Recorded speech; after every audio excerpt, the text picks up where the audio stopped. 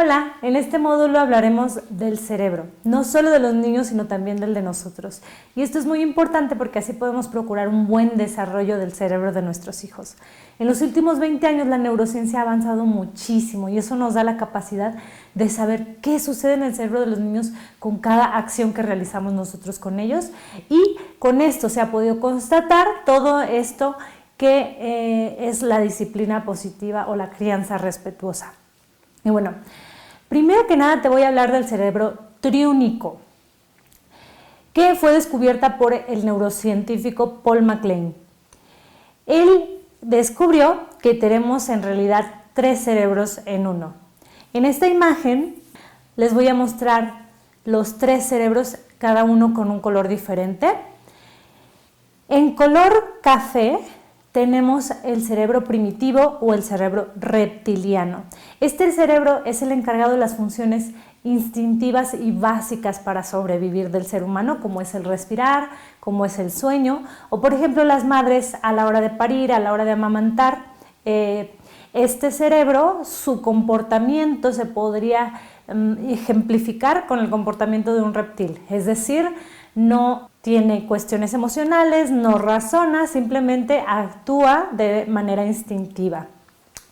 Los niños recién nacidos nacen con este cerebro ya desarrollado porque es vital para poder sobrevivir. Sin embargo, los otros cerebros no están aún bien desarrollados. Este cerebro es el culpable, se podría decir, de que un niño de pequeñito, bebecito, cuando quiere un juguete que trae otro niño, se comporte de una manera muy territorial, ¿ok? ¿Qué hago para obtener eso que quiero? Pues pego, muerdo, aviento, etcétera, ¿no? Es como una actitud muy territorial. Bueno, en color rojo tenemos el cerebro límbico o cerebro mamífero, que es el encargado de las emociones. Este cerebro se desarrolla posterior al nacimiento y es el culpable un poquito de que de los niños entre los 2-3 años sean pura emoción, puros sentimientos y no lo sepan manejar porque es algo nuevo para ellos.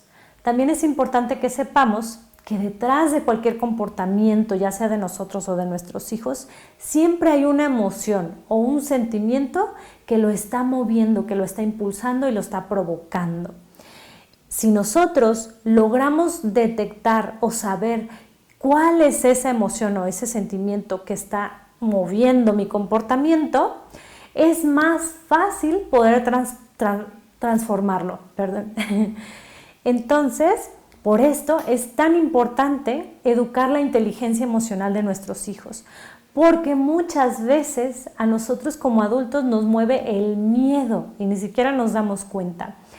Nos mueve el miedo de que nuestro hijo se convierta en un irrespetuoso, el miedo de que nuestro hijo no sea inteligente, el miedo de que nuestro hijo se nos rebele.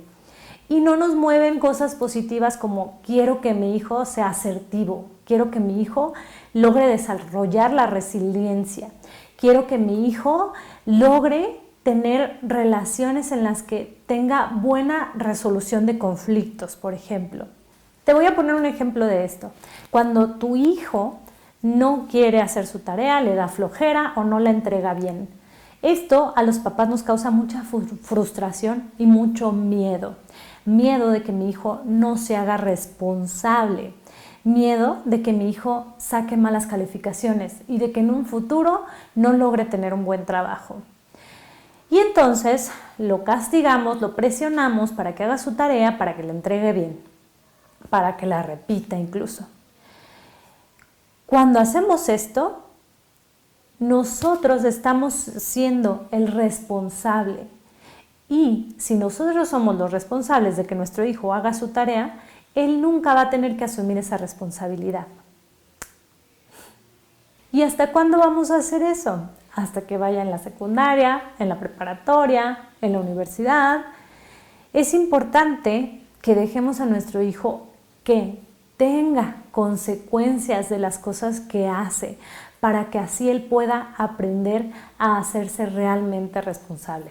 Entonces yo tengo miedo de que mi hijo sea un irresponsable y entonces lo empiezo a presionar y en realidad eso trae el efecto contrario, lo está haciendo que él no desarrolle su responsabilidad. Y bueno, ahora en color azul tenemos el cerebro neocórtex o corteza cerebral, que es el cerebro que razona, que piensa, que toma buenas decisiones, que actúa con sentido común y en el que se da el aprendizaje. Déjame decirte que este cerebro se termina de desarrollar alrededor de los 25 años de edad. Eso quiere decir que no le podemos pedir a nuestro hijo que actúe con sentido común, que razone, que use su lógica, que entienda, porque muchas veces, o al menos no todo el tiempo, porque ellos apenas se están desarrollando y apenas se están creando esas conexiones neuronales.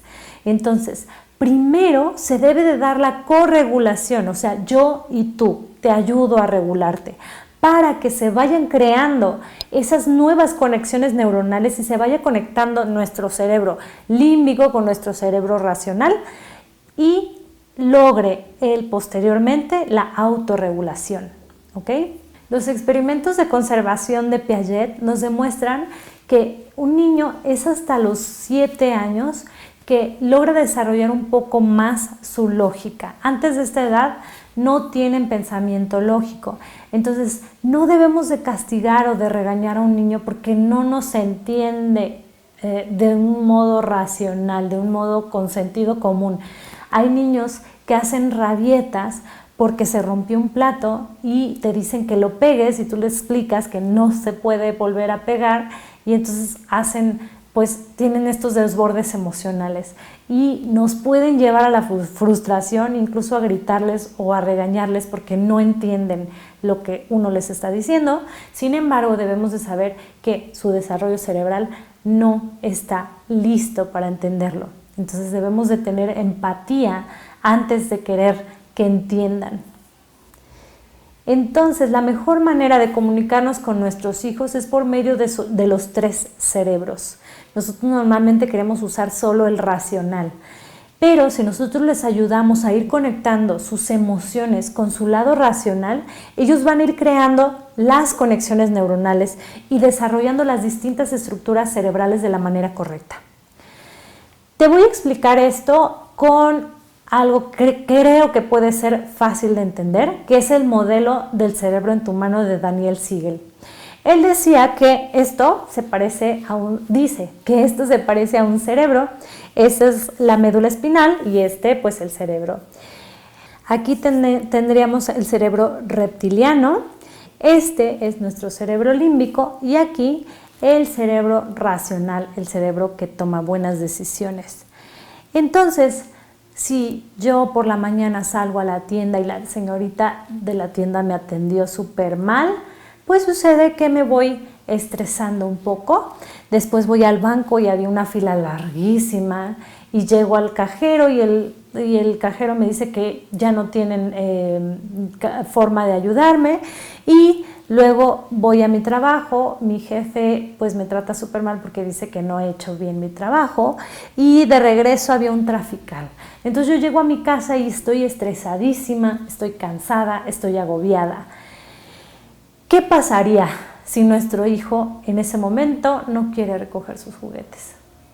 Normalmente yo ya estoy desconectada, mi lado racional ya no está integrando mi cerebro. Entonces voy a reaccionar desde aquí, desde mis emociones. ¿Cuáles emociones traigo? Estrés, enojo, agobio.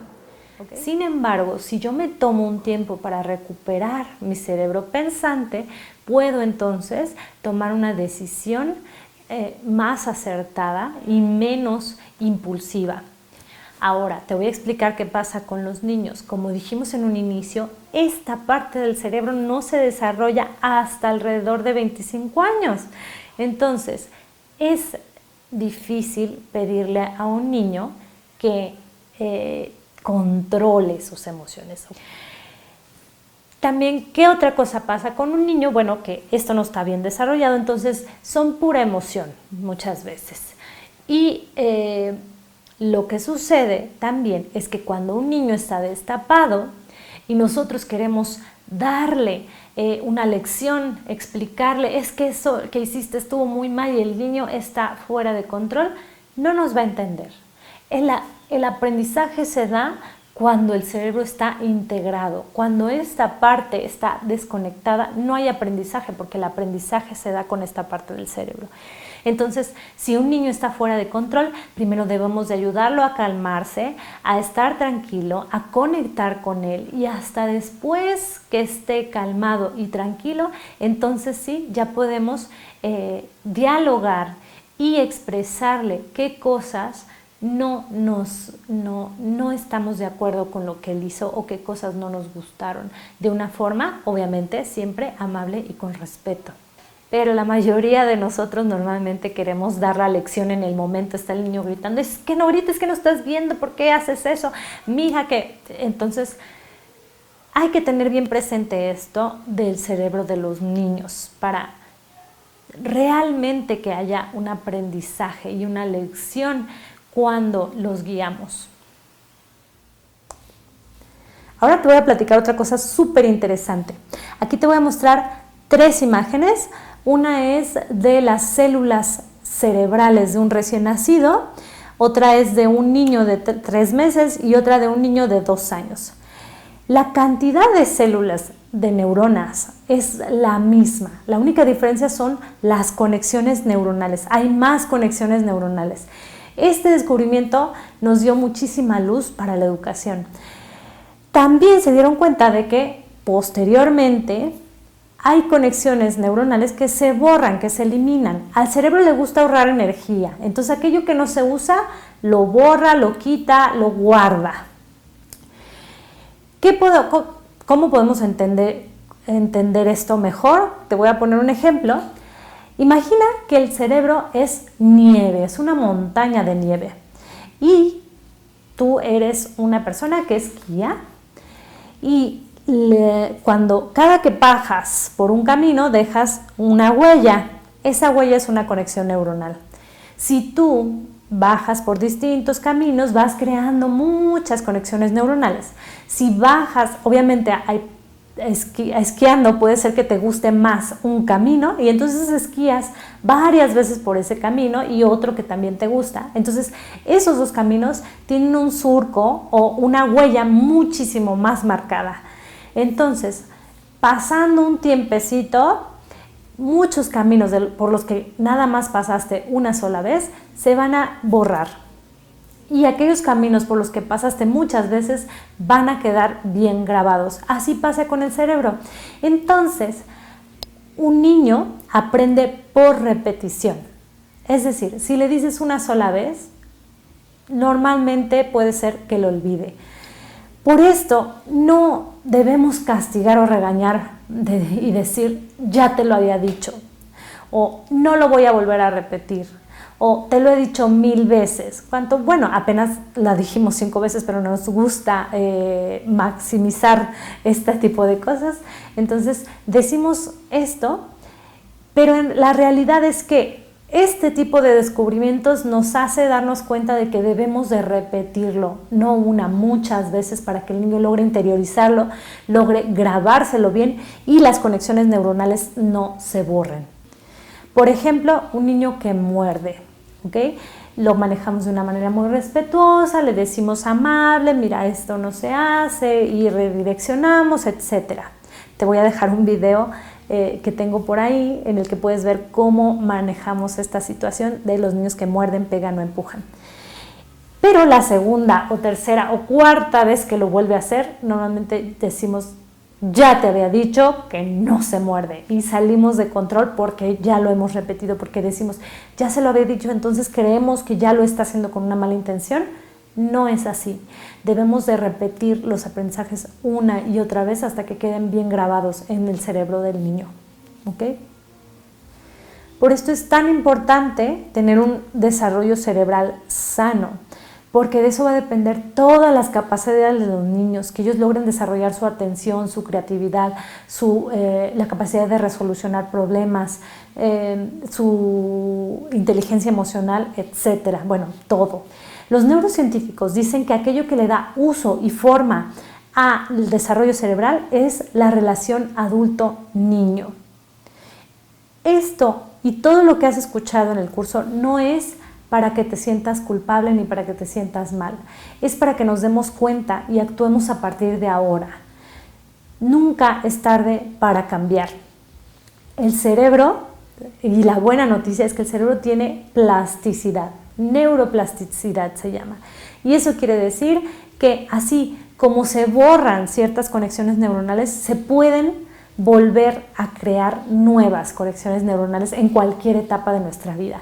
Entonces, si tú dejas de castigar, dejas de regañar, de hacer todo esto que quizás pudo haberle causado alguna conexión neuronal a tu hijo de miedo, de inseguridad, lo dejas de hacer y comienzas a actuar de una manera diferente, se van a crear nuevas conexiones neuronales y esas en algún punto pueden disminuirse o incluso borrarse.